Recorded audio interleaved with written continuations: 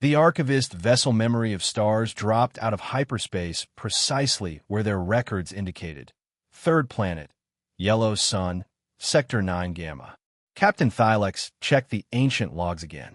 Recovery Mission 7 Alpha confirmed, she announced. 30,000 years ago, science vessel Eternal Question crashed here during a survey. Their cargo manifest included 1 Genesis seed, 3 matter converters, a complete genetic library, and most critically, a quantum consciousness matrix containing our entire cultural database. Finally, Navigator Cree chittered. The Council will be pleased. That consciousness matrix has our music, art, philosophy, everything from before the Great Forgetting. Initiating planetary scan, Thylex ordered. Locating crash site should be simple. The ship's beacon. Every alarm on the bridge erupted simultaneously. Captain, Cree's color drained to pale blue. The planet, it's completely different. Where their charts showed a pristine world with scattered primitive mammals, the screens now displayed a planet wrapped in electromagnetic signals, covered in lights visible from orbit, with thousands of artificial objects in orbit. Advanced civilization detected. The computer announced unhelpfully. Impossible tilex muted. Our cultural anthropologists marked this world as barely sapient. They said the local primates might develop tools in perhaps 1,000,000 years. Scanning for our ship, Cree said. Found it. It's oh no. The view screen zoomed in on what had been their crashed vessel. Now it sat in the middle of something called the Smithsonian National Museum of Natural History, in a place labeled Washington, D.C. The ship was surrounded by velvet ropes, tourist groups, and a gift shop selling miniature replicas. A placard read, "The Arrival, when humanity's destiny changed." Reading their historical records, Science Officer Veek reported, "Captain, this is bad. They found our ship almost immediately after it crashed. They've been reverse engineering it for 30 millennia. But primitive minds couldn't possibly understand. Their entire technological evolution stemmed from our ship. They found the Genesis seed first. That's how they developed agriculture. The matter converters? They call it the inspiration for alchemy, which led to chemistry. And the consciousness matrix. Veek pulled up human historical data. They accessed it. They've been learning from our culture for 30,000 years. Their music has our harmonic sequences. Their mathematics uses our base theories. Their philosophy quotes our ancients. Though they think someone named Plato invented it all.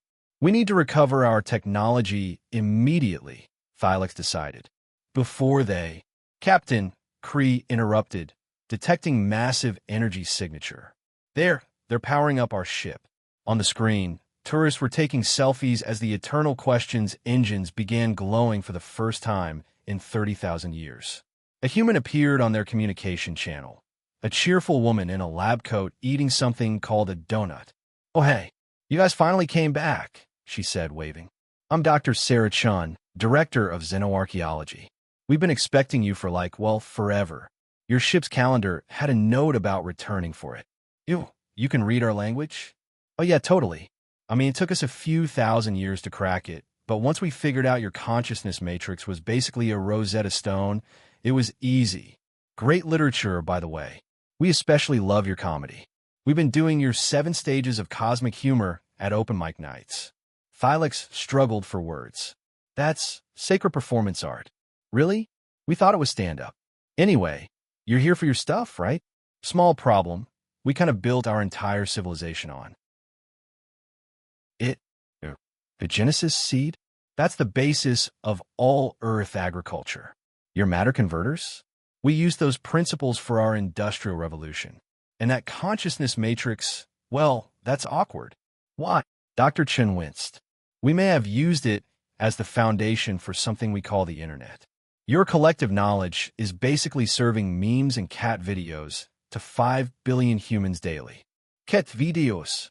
They're very popular. Look, how about a trade? You can have your ship back, but we keep the tech we've developed from it.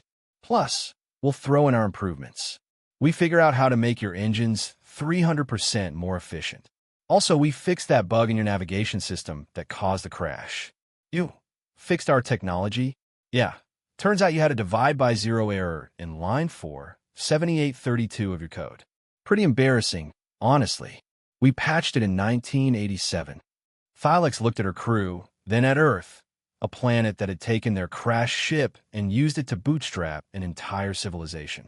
Do we even want it back now? Cree whispered. They've had it longer than we ever did. Dr. Chin smiled.